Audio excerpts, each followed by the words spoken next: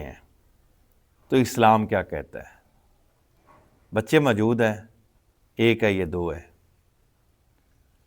تو میاں بیوی کی رضامندی ہے کہ ہم اس کے درمیان وقفہ ڈالیں، 2 سال کا، 4 سال کا، 5 سال کا۔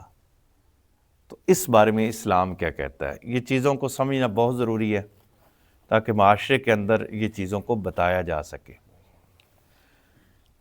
حدیث میں آتا ہے، حضرت ابو ہریرہ راوی ہیں، صحیح مسلم اور صحیح بخاری کے اندر، یہ دونوں کے اندر یہ حدیث موجود ہے۔ نبی کریم صلی اللہ علیہ وآلہ وسلم پر قرآن نازل ہو رہا تھا اور ہم عزل کرتے تھے۔ عزل سے مراد ہے کہ ہم بستری کرتے ہوئے جو منی نکلتی ہے اس کو نکلنے سے پہلے باہر اعلیٰ تناسل کو نکال لینا تاکہ اولاد نہ ہو، بچے نہ ہو۔ تو یہ کرنا سرکار کے دور میں یہ ہوتا تھا۔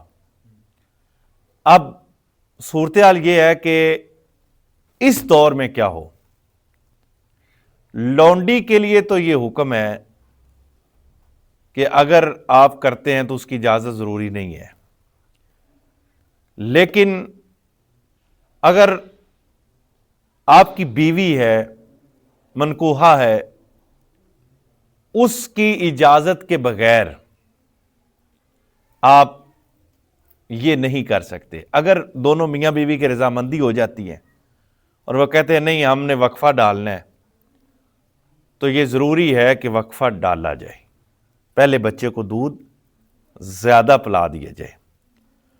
تو آزادانہ عورت کی اجازت کے بغیر نہیں ہونا چاہیے، اس لیے زیادہ ہیلتھ جو ڈاکٹر ہیں وہ عورت کی تربیت پر وہ فوکس کرتے ہیں اور کہتے ہیں کہ عورت کی تربیت کی جائے تاکہ اچھے معاشرے کو جنم دیا جائے۔ تو یہ ایک بہت اچھا کام ہے۔ اگر ہیلتھ ڈاکٹر ہیں یا ایسی خواتین ہیں جو اس کی تربیت کر رہے ہیں معاشرے کے اندر،